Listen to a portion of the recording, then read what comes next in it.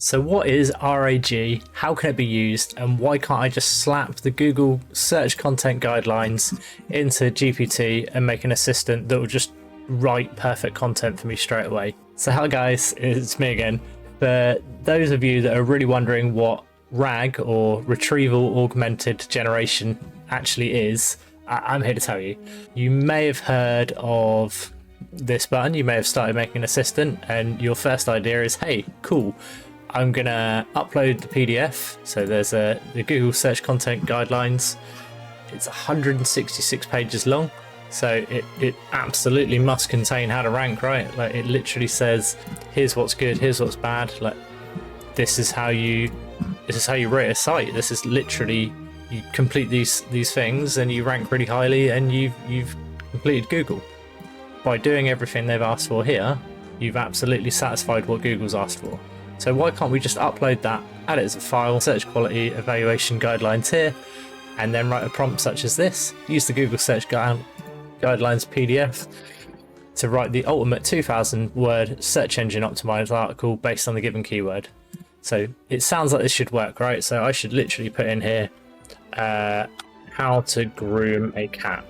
So now that I've created this little assistant, I should just be able to click add and run with that keyword and then get back an ultimate 2,000 word article, right? Unfortunately, it doesn't quite work like this. So there's two things to remember when using ChatGPT. So here we go, it's literally complaining.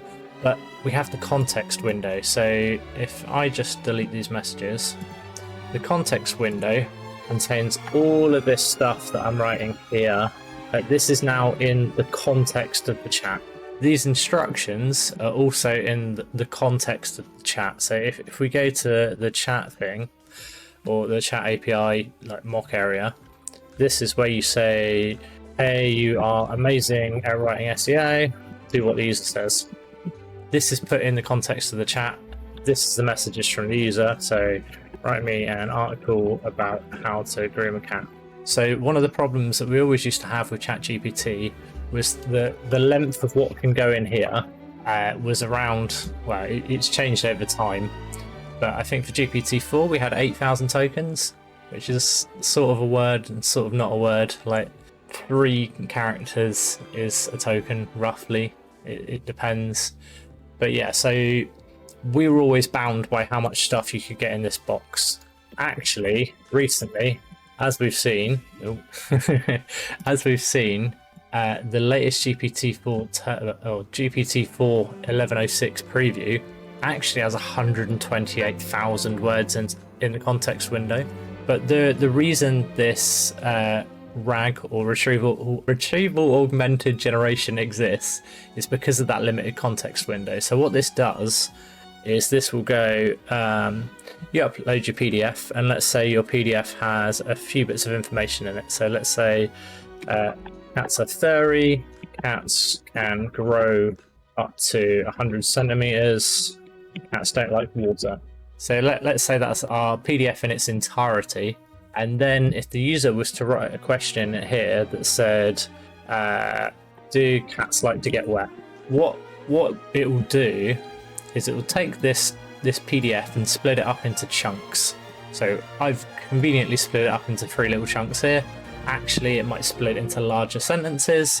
It might split it into like big paragraphs.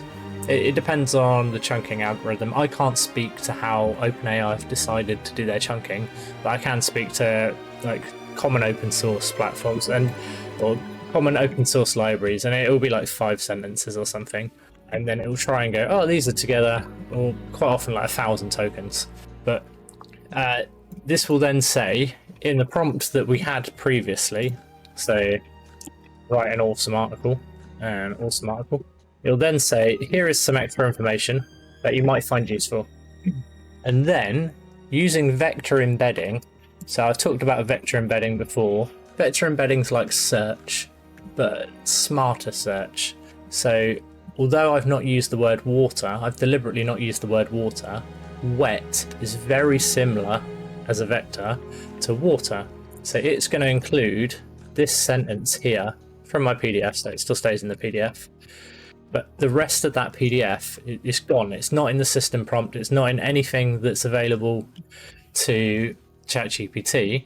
But the most important bit is here. So now when it says, do cats like to get wet? It says, write an awesome article, and here's some extra information. Cats don't like water. So when it tries to write that article, it knows that extra bit of information. And obviously this is something that it's going to know. But if we were to put in, Ashley is 19 years old, honestly.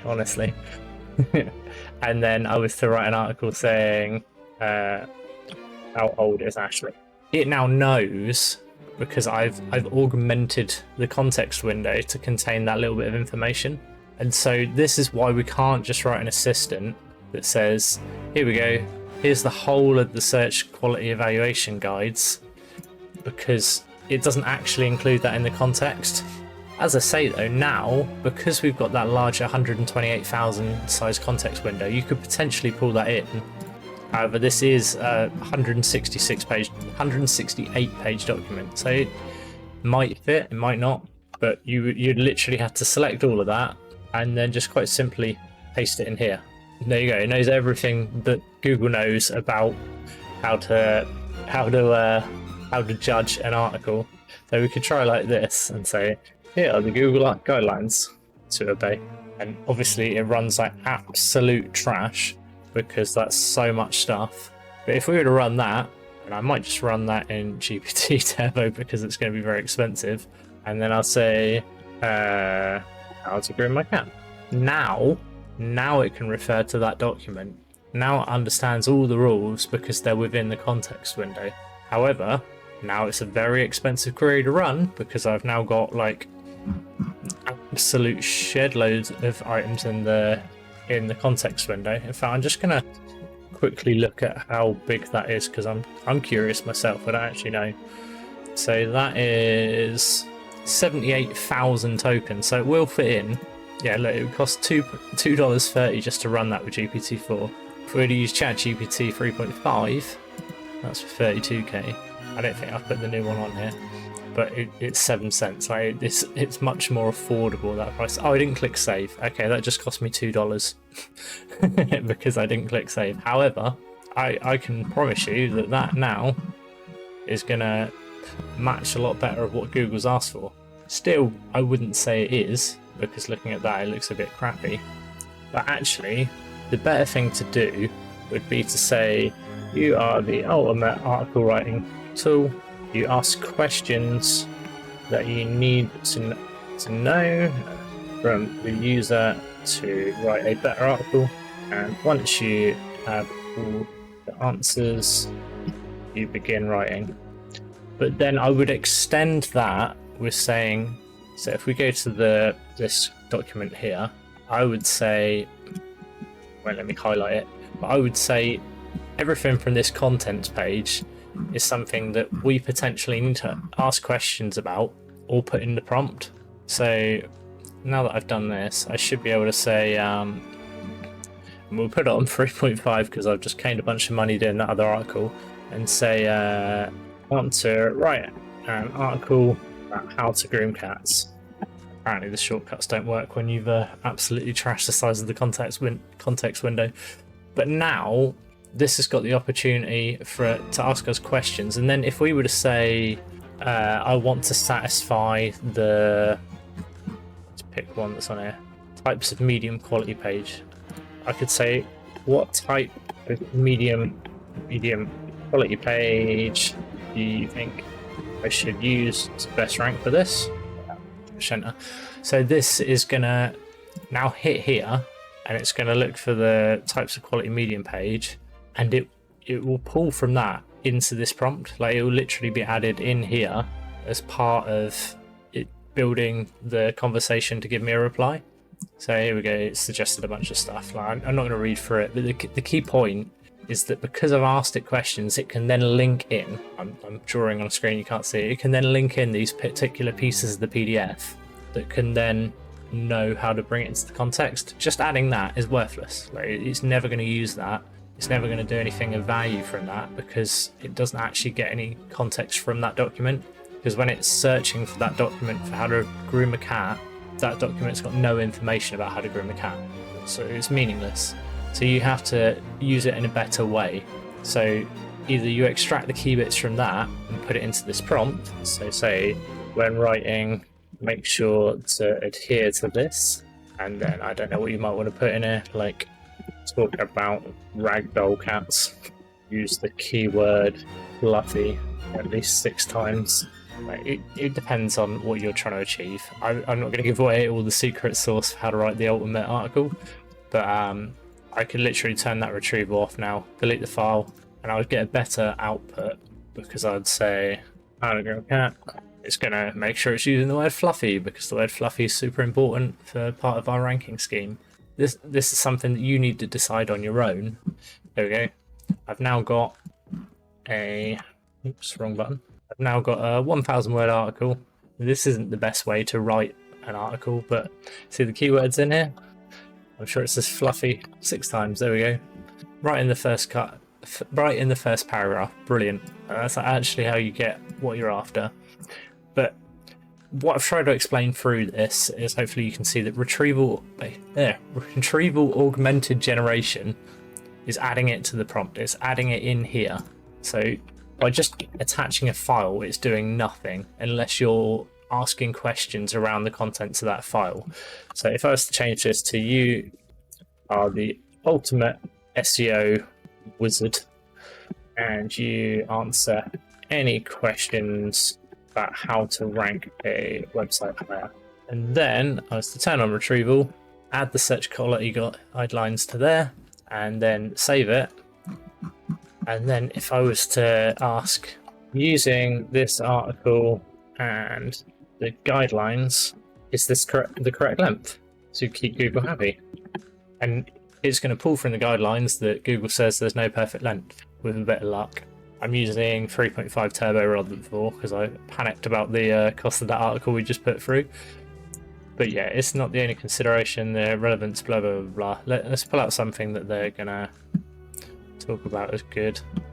Does this article have good EAT? There we go. In the guidelines provided, there's a section focused on experience, blah, blah, blah, section 3.4. And that is because it's built in that particular bit into the prompt. It's made it better, it's enhanced the prompt, it's improved the system area, or it's improved like potentially a user prompt at the top, but it's added in that as part of the whole thing, but just that section, not everything. And by doing that, that's how you get the power from this. It's not from just adding in any old bits of random knowledge and expecting it to achieve it.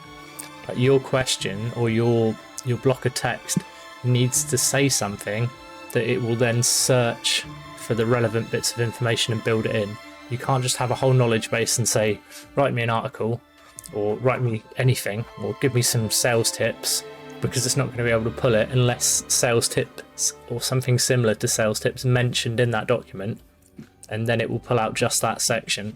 So a great example I saw was someone trained it with Alex Hormozi's document, and that's cool, but unless you've read the book to know the right questions to ask, like what is a Grand Slam offer, by asking that question it can then fill in the correct pieces. But if you just asked it, how can I sell my product, it's not going to be able to find the correct bits to build into the prompt to get you the correct answer.